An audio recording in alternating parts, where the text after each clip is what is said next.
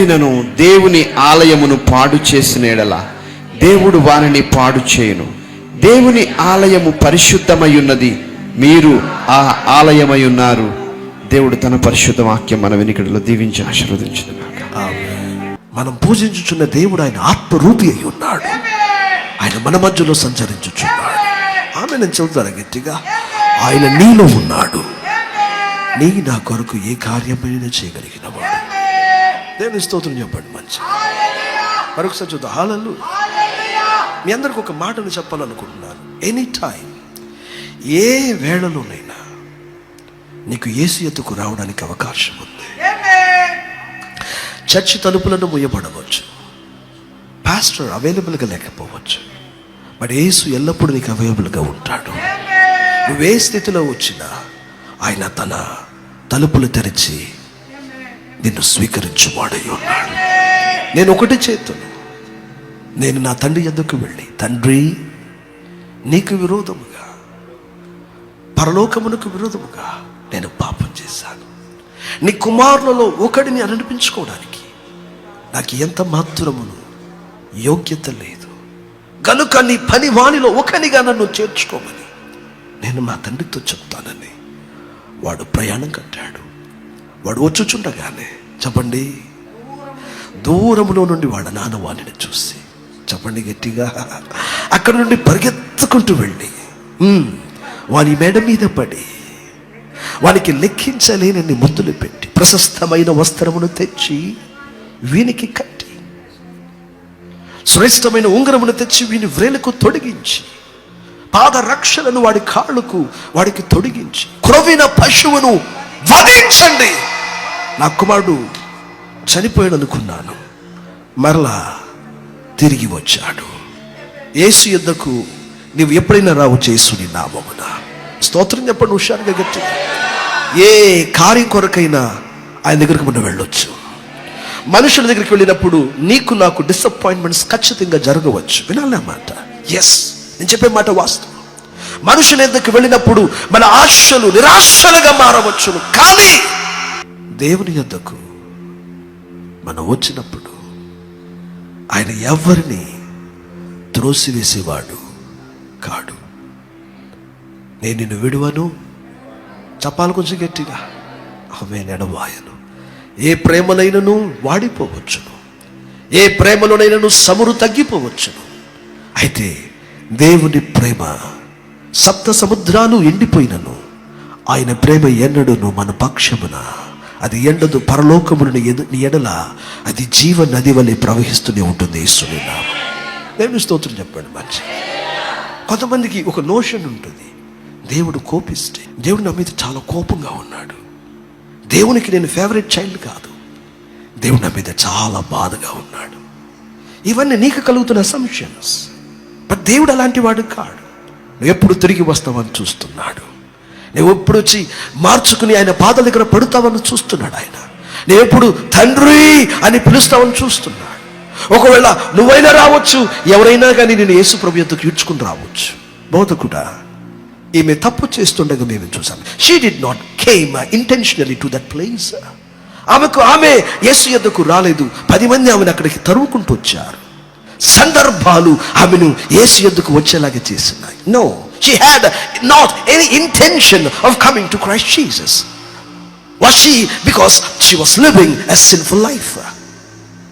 But పరిస్థితులు, ప్రజలు ఆమెను తరుముతున్నప్పుడు that happened her to come to the feet of Jesus. లేఖనం అంటుంది, అలాంటి పరిస్థితుల వలన తన్నబడుతూ వచ్చిన వ్యక్తిని కూడా అమ్మా అని చెప్పి ఆమెను దేవుడు క్షమించి మరణము నుంచి తప్పించి ఆమెను ప్రభు దాసురాలుగా మార్చుకున్నాడు. అన్నప్పుడు ఆయన నిన్ను ఎంత ప్రేమిస్తున్నాడో ఒకసారి ఆలోచన చేయాలి.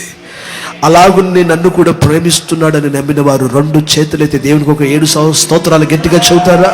నీకు ఎల్లప్పుడు యాక్సెస్ ఉంది. ఆమెను చెప్పండి గట్టిగా.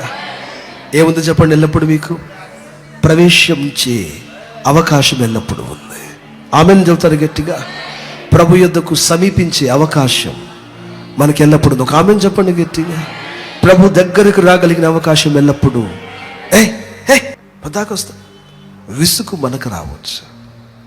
నువ్వు 77 మార్లు వెళ్ళినా ఆయన ప్రారంభంలో ఏ ప్రేమనైతే కలిగి ఉన్నాడో అదే ప్రేమతో నిన్ను కౌగిలించుకుంటాడు. ఆయన విసుగుపడేవాడు కాడు. ఆమె చెప్పండి. నాకు వస్తుందా విసుగు? మీకు వస్తుందా? కొన్ని సందర్భాల్లో కొంతమంది విసిగిస్తారు. పిల్లలు కూడా కొన్ని సందర్భాలలో దే పెస్టర్డ్ us. వారు విసిగించినప్పుడు మనం విసుగు, బట్ గాడ్ ఇస్ నాట్. ఆయన విసుక్కునే దేవుడు కాడు. యు రౌడీ అని అన్నాడు ఆయన. వింటున్నారా? నువ్వు ఫలానా అలాంటి పేర్లు నీకు పెట్టాడు ఆయన. నువ్వు వచ్చిన వెంటనే వింటున్నారా, నీ హృదయాన్ని చూస్తాడు.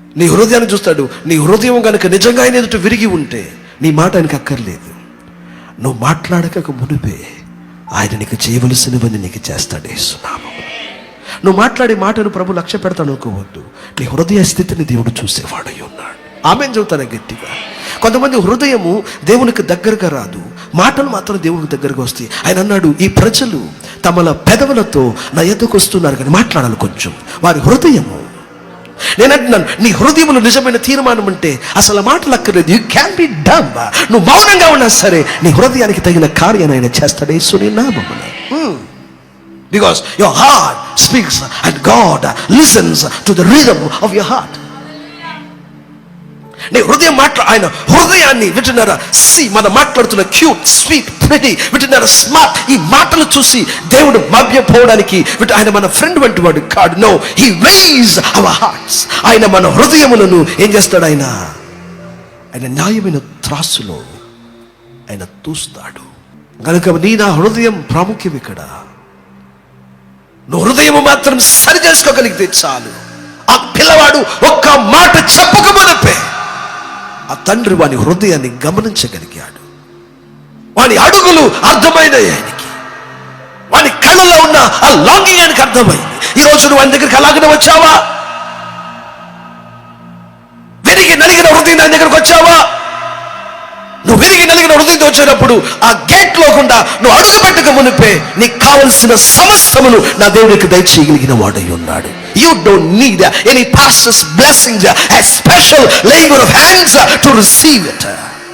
ఏ దైవజనుడిక ప్రత్యేకమైన గోల్డెన్ హ్యాండ్ నీకు అక్కర్లేదు. నువ్వు దీవించబడడానికి నువ్వు అడుగు పెట్టడంతోనే నీ హృదయానికి తగిన ఔషధమును దేవుడు నీకు దయచేయవాడై ఉన్నాడు. Heart matters. హృదయము ముఖ్యము. చెప్పండి అందరు గట్టిగా. నోట్ తెరిచి చెప్పాలి గట్టిగా. ఏ ముఖ్యం చెప్పండి? హృదయం ముఖ్యం. దేవుని స్తోత్రం కలుగును గాక. పరిశుద్ధాత్మ దేవుడు నీతో మాట్లాడుతున్నప్పుడు నువ్వు ఎక్కడో ఉన్నట్లు కాదు, దేవుని సన్నిధిలో ఒక స్పందించగలిగిన కనుక దేవుడు మన హృదయాలు చూస్తున్నాడు. సహోదరుడా, ఇక్కడికి వచ్చినాక నీ హృదయం అలాగనే దాచుకుని వెళ్ళబాకు. అది ప్రభు దగ్గర వెరగాలి, అది దేవుని దగ్గర నలగాలి. Yes, important. దేవునికి మహిమ కలుగును గాక. చెప్పండి గట్టిగా హల్లెలూయా. ఆయన నీ హృదయాన్ని చూస్తున్నాడు. ప్రియులారా, తమ్ముడు, చెల్లి, విశ్వాసులారా, నువ్వు మందిరంలోకి వచ్చిన వెంటనే దేవుడు చూసేది ఏంటది చెప్పు? నీ హృదయం. నీ పాట, నీ మాట, నీ ప్రార్థన నీ హృదయానికి వింటున్నారా తగినట్లుగా లేకపోతే, ఇంకొక మాటలో చెప్పాలంటే నీ హృదయము లోకాన్ని హత్తుకుని నీ పెదవులు వింటున్నారా ఆయనను కౌగిలించుకోగలిగిన వింటున్నారా అంటే తెగిపోగలిగిన సాలిడు అల్లికలతో నీ మాటలతో అల్లబాకు. నీ హృదయమేమో లోకాన్ని హత్తుకొని ఉంది, నీ హృదయము లోకములు వేరుపారి ఉంది, నీ నోటి మాటలేమో సాలిడు అల్లికలు అల్లుతుంది. God will not be impressed with the weaving of the spider web. ఆయన కాల్సిన హృదయం. ఇక నువ్వు ఎంత కన్నీరు గార్చినా, ఇక నువ్వు ఎంత మాటలు చెప్పినా ఆయన కరిగిపోయేవాడు కాడు. ఆయన కావాల్సింది ఏంటి చెప్పండి? హృదయం. బాబు, అది హృదయం ఎక్కడ ఉండకూడదు, అది ఆయన పాదాల దగ్గరకు వచ్చేయాలి యేసునామమున. ఆమేన్, హల్లెలూయా. yes, ఆ హృదయం ఎక్కడ ఉండాలి? యేసుని పాదాల దగ్గరకు వచ్చేయాలి. అలాంటి ఒక సమర్పణ వచ్చేయాలి ఇక్కడ.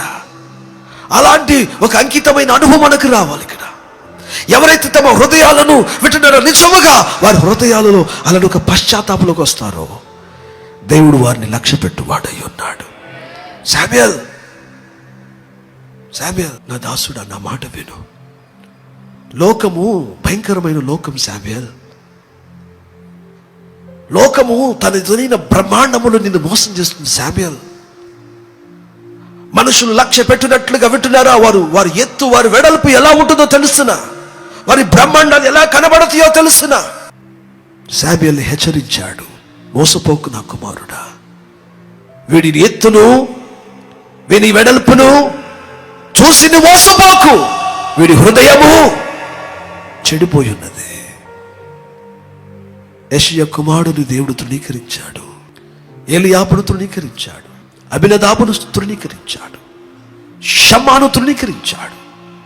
4వ వాడిని, 5వ వాడిని, 6వ వాడిని, 7వ వాడిని. ఎందుకు? వారి హృదయం.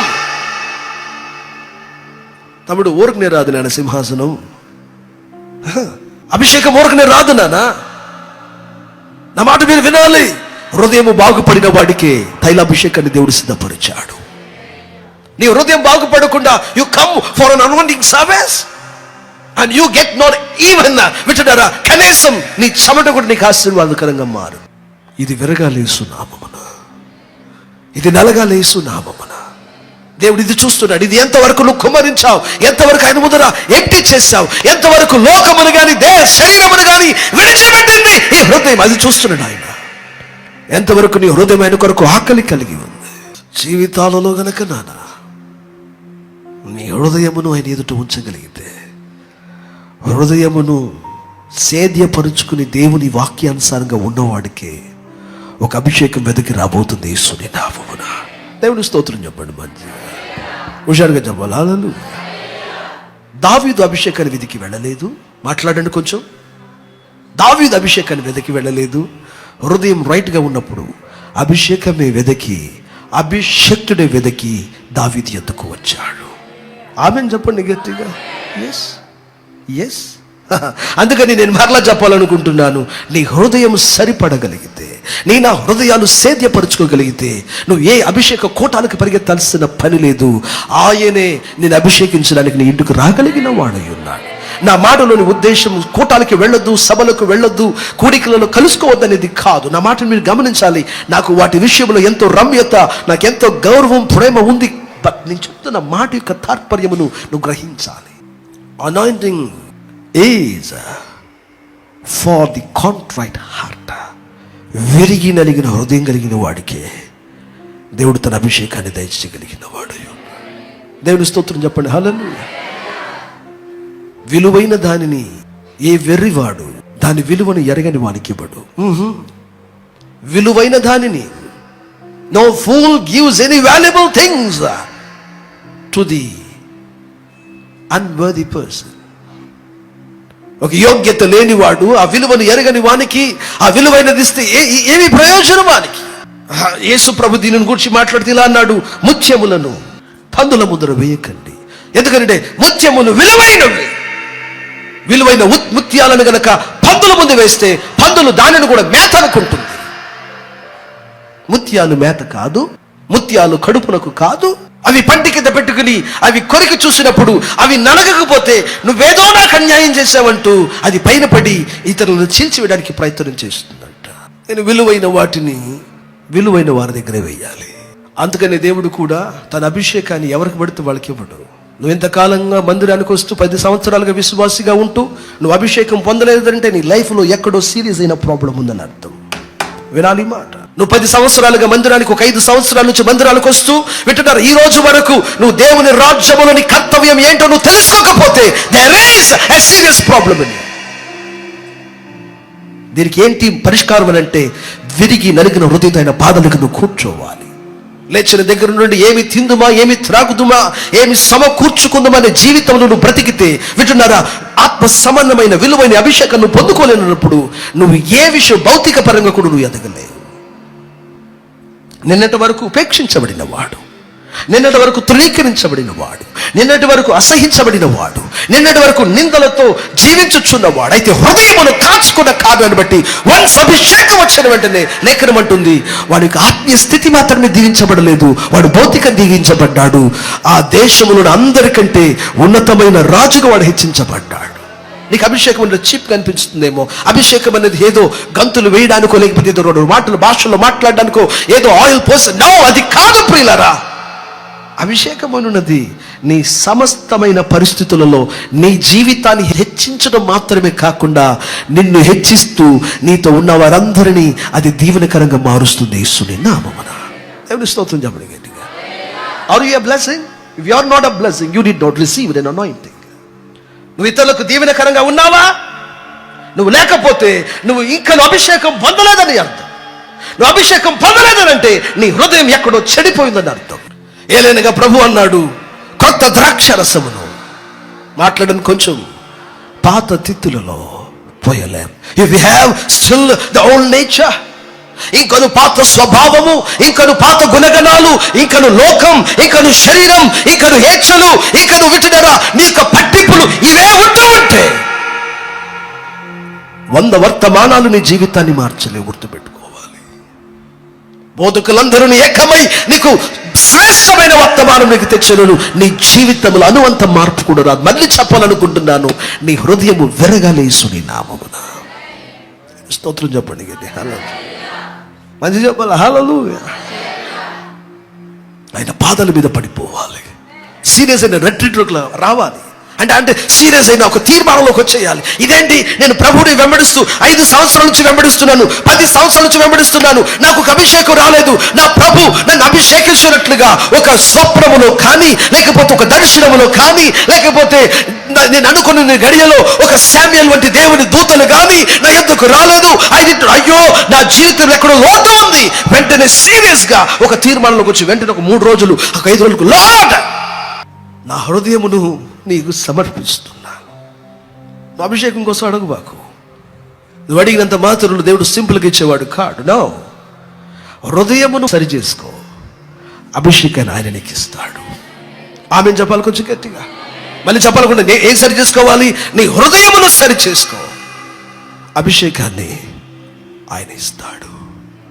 దేవుని స్తోత్రం కలుగును గాక.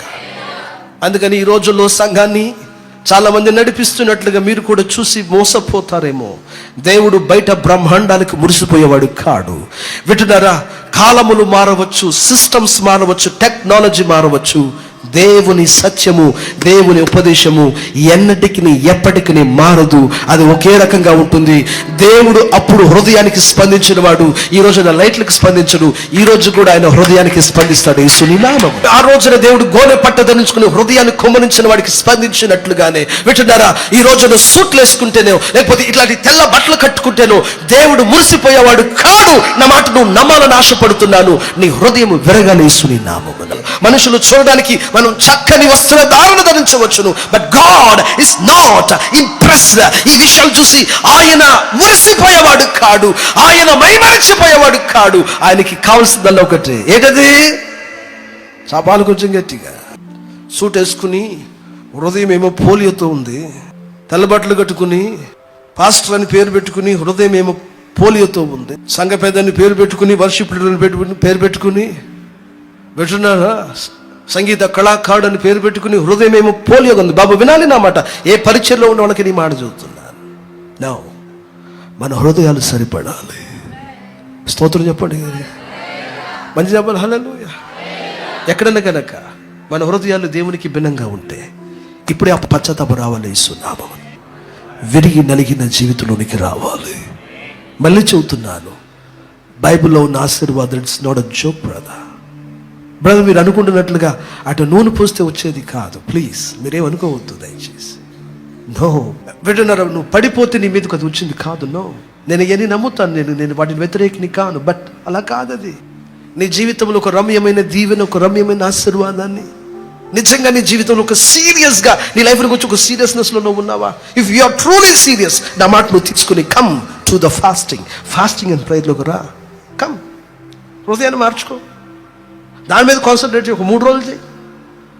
ఇంకా మారకపోతే ఇంకా నీకు నిశ్చేత రాకపోతే ఇంకొక 5 రోజులు చేయి. కమాన్. ఇంకా నీకు కాకపోతే ఇంకొక 2 రోజులు పొడిగించు. Come on, until the Lord meets you. దేవుడు నిన్ను దర్శించినంత వరకు, ప్రభు నిన్ను తాకునంత వరకు, ప్రభు నీలో కార్యమును జరిగించినంత వరకు, plead him with a contrite spirit and a broken heart. లేఖనం అంటుంది, దేవుడు విరిగిన హృదయమును, నలిగిన మనస్సును మాట్లాడండి అలక్ష్యం చెయ్యడం దాటి వెళ్తాడు ఆయన. నాకు తెలిసినంత వరకు హృదయం అనున్నది దేవుని కోవిల. దేవుని స్తోత్రం చెప్పండి గట్టిగా. Our heart is the temple of God. ఇది దేవుని యొక్క మండపం. ఈ మండపంలో గనక దేవునికి సంబంధించిన బలిపీఠాలు సరిచేయబడితే ఆయన దాటి వెళ్ళనిడేస్తున్నాము. ఆయన నిలబడతాడు అక్కడ. Change your heart, fix your heart. లోకమును కానీ శరీరమును కానీ ఇక ఏదైనా దేనినైనా నువ్వు హత్తుకొనక నీ హృదయం ప్రభును మాత్రమే హత్తుకొని ఉండగలిగితే, అది యోగ్యంగా చూడగలిగితే, మారిన హృదయం ఒక గంట సేపు ప్రార్థన చేసిన పెదాల కంటే చాలా గొప్పవి. మళ్ళీ చెప్పాలనుకున్నాను అన్నమాట. మారిన హృదయము ఒక గంట సేపు ప్రార్థన చేసిన పెదవుల కంటే గొప్పవి. సో నీ మార్పు నొందిన హృదయం పరలోకమును ఆకర్షించగలిగింది. ఆమేన్. yes heaven is not pleased with any kind of deeds.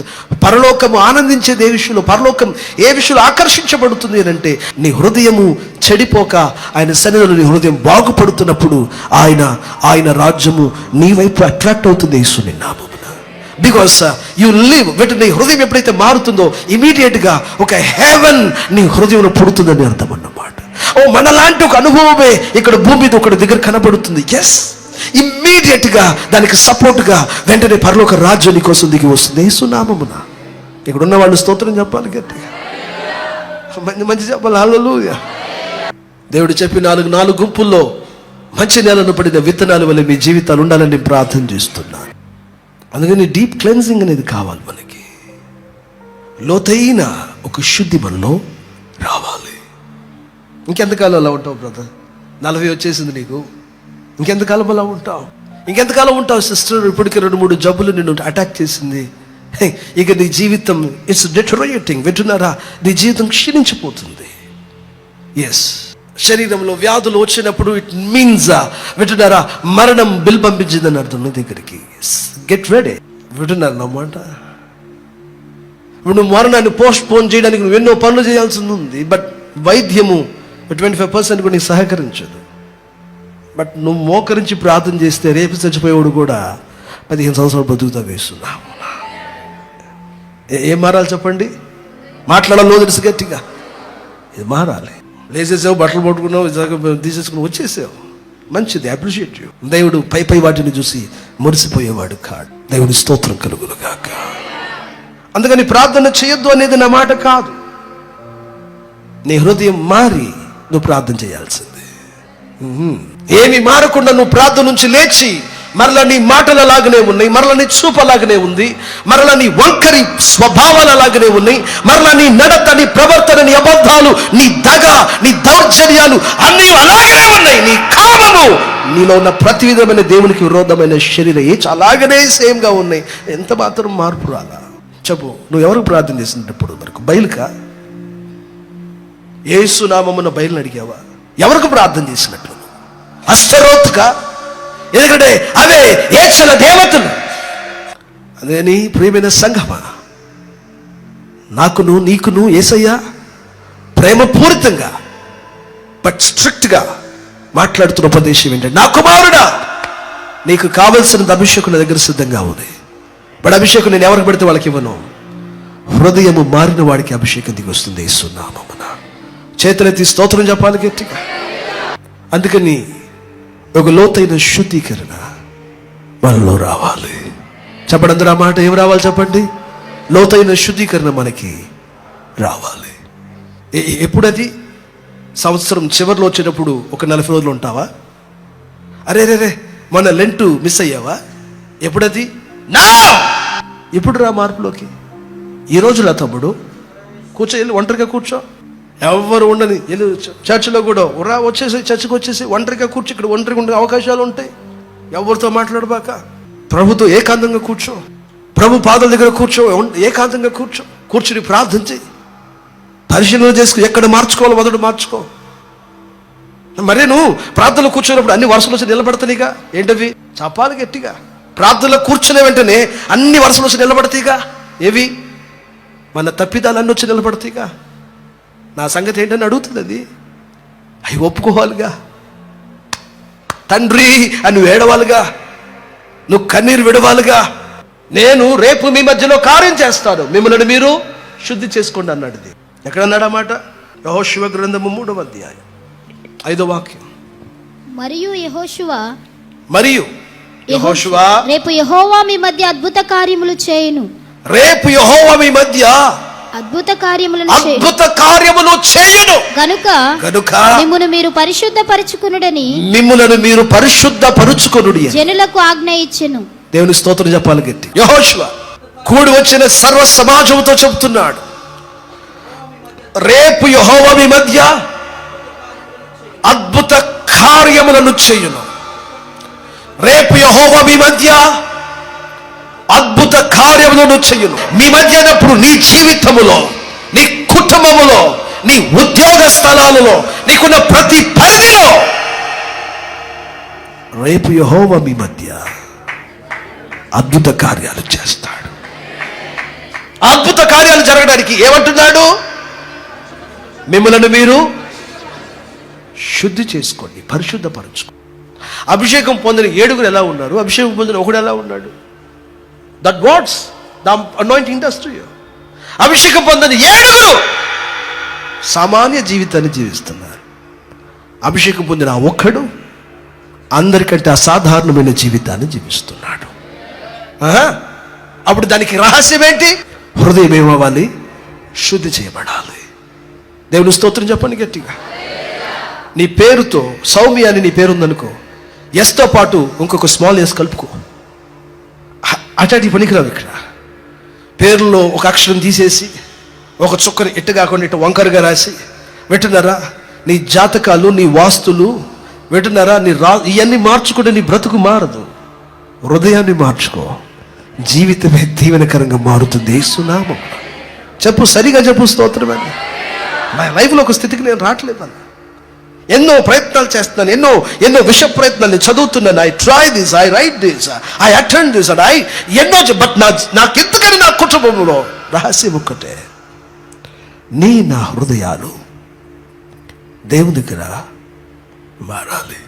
మనుషుల కొరకు వద్దు నాన్న, మనుషులు చూడవలనని కాదు నాన్న, ప్రభు చూస్తున్నాడు నాన్న. మళ్ళీ చదువుతున్నాను నాన్న, నాకు సరైన థాట్స్ రావట్లా, నేను సరైన నిర్ణయం తీసుకోలేకపోతున్నాను. నాకు చాలా ఐడియాస్ ఉన్నాయి కానీ ఎలా ఇంప్లిమెంట్ చేయాలో తెలియట్లేదు. I'm unable to meet the right people. సరైన ప్రజలను కలుసుకోలేకపోతున్నాను. రైట్ టైం ఏదో నాకు తెలియట్లేదు. నాకు ఎలాగ నీ బ్లెస్సింగ్స్ నాకు ఏం అర్థం కావట్లేదు. నేను మళ్ళీ చదువుతున్నాను. ఇవన్నీ నీకు ఎందుకు భయ్? అవన్నీ ప్రభు చేస్తాడు. నువ్వు చేయాల్సింది ఏంటి? అప్పట్లో మీరందరూ హృదయాన్ని మార్చుకో, అన్నిటిని ఆయన తీసుకుని వస్తాడు. ఆమె చదువుతావు గట్టిగా. నీ హృదయం మార్చుకున్నావు కాబట్టి ప్రతి కాయిన్ ఆయన నీకు అనుకూలంగా మారుస్తాడు. యేసు నామమున దేవుని స్తోత్రం చెప్పండి. హల్లెలూయా. కొర్నేలి జీవితాన్ని గురించి మాట్లాడితే నేను ఇదే చెప్పాను. కొర్నేలి తన విజనర్ ఇంటి వారందరితో అతడు చెప్పండి ఎలా ప్రార్థన చేశాడంట? ఎల్లప్పుడూ మొదలు పెట్టారా మీరు? వినడం వరకేనా? చూసుకో నువ్వు నీ జీవితాన్ని. పిల్లాడు తాగుబోతుగా ఉన్నాడు, వాడు వెధవలాగా తిరుగుతున్నాడు అని నువ్వే అంటున్నావు. అయ్యా వాడికి అన్ని అలవాట్లు వచ్చేసినాయ్యా అని అంటున్నావు. ఎందుకనయ్యా నా పిల్లవాడి జీవితం చీకటి పడిపోయిందయ్యా నువ్వు బాధపడుతున్నావు. వాడి మార్పు కొరకు తల్లిదండ్రులు తమ హృదయములను దేవుని దగ్గర బ్రద్దన చేయవలసిన అవసరమై ఉంది. నేను ఎక్కడ వాడికి ఉపదేశం చేయలేకపోయానో నేను తప్పాను ప్రభువా, నేను పొరపాటు పడ్డాను ప్రభువా, నేను ఎక్కడో పని చేసుకున్నాడు అనుకున్నాను ప్రభా.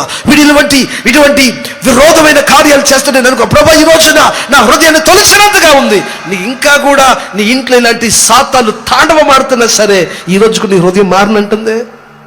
ఇంట్లో భార్య భర్తల మధ్యలో సమాధానం లేదు, ఇంటిలో ఆర్థికంలో సమృద్ధి లేదు. లోబడు, అక్కడ తగ్గించుకో. అక్కడ దేవుని వాక్యం ఉందరా. ఎక్కడ నిన్ను సరి చేసుకోవాలో అక్కడక్కడ సరి చేసుకుని దేవుని తట్టు హృదయపూర్వకంగా తిరుగు.